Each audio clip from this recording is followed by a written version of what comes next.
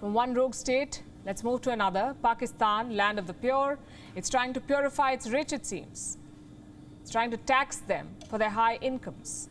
After cost-cutting, load-shedding, slashing government quotas, even asking people to drink less tea and banning luxury goods, Pakistan is going after its rich and elite to save the economy. It wants wealthy Pakistanis to shell out more in taxes and help the government revive the sinking economy. Let's tell you what the plan is. In the coming months, almost every Pakistani with a high net worth will be subjected to a poverty alleviation tax. A tax to share the burden of Pakistan's poor. A 1% tax will be levied on individuals with an annual income of 150 million Pakistani rupees.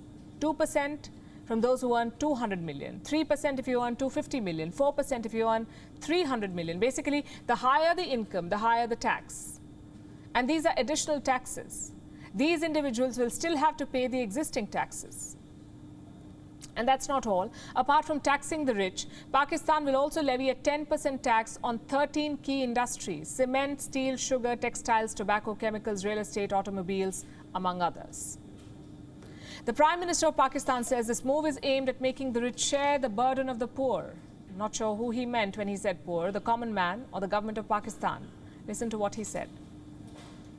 मेरा ईमान है कि पाकिस्तान की माशी तरक्की, गरीबों के हालात बदलने के लिए आज हमने जो इक़दामात किए हैं, उनके नतीजे में न सिर्फ पाकिस्तान के ख़जाने में इंशाअल्लाह इजाफ़ा होगा, बल्कि गरीब की ज़िंदगी में आसूदगी आएगी और बेरोज़गारी और माशी बदहाली के बोझ कम होंगे और पाकिस्तान माशी खुद इन्हिसारी यानी सेल्फ रिलायंस, जिस तरह मैंने कहा कि कभी कोई कौम सर उठाकर वो दुनिया में ज़िंदगी बसर नहीं कर सकती जब तक कि वो माशी खुद इन्हिसारी हासिल ना कर ले.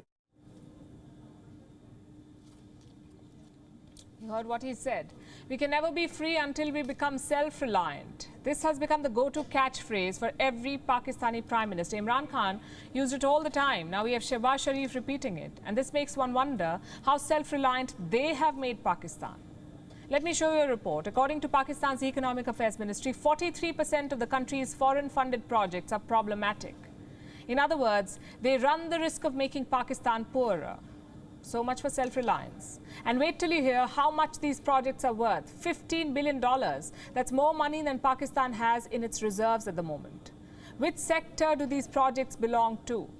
Energy. Who funds the most number of energy projects in Pakistan? China. From wind farms to power plants to transmission lines to hydropower units, China runs Pakistan's energy sector. No wonder these projects have become problematic. The report says these projects are either not progressing or are unable to deliver the desired outcomes. What is Pakistan doing to ensure that they deliver? Is it building pressure on China? Of course it's not.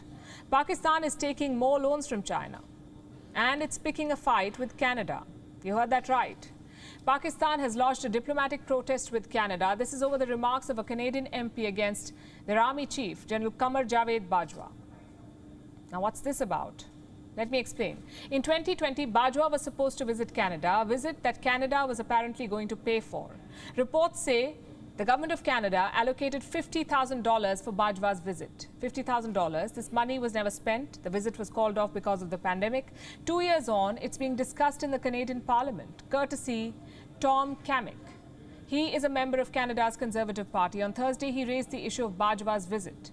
He asked the government why such money had been allocated at all. He said the Pakistan military under Bajwa has carried out human rights abuses, extrajudicial killings and funded terror groups. Why then was Canada willing to pay for the visit of such a man? Listen to what he said.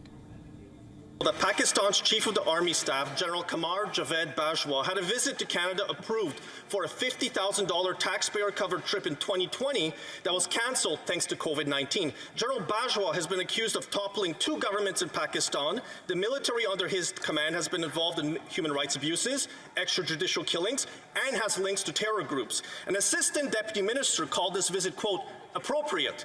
Does the defense minister share the same opinion that a $50,000 trip to Canada was appropriate for General Bajwa? Wow. The Honourable Minister.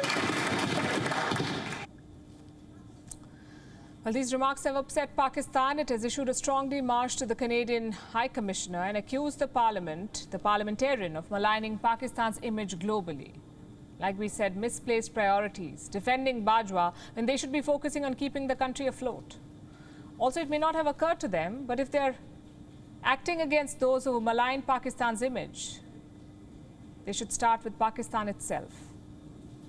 WION is now available in your country. Download the app now and get all the news on the move.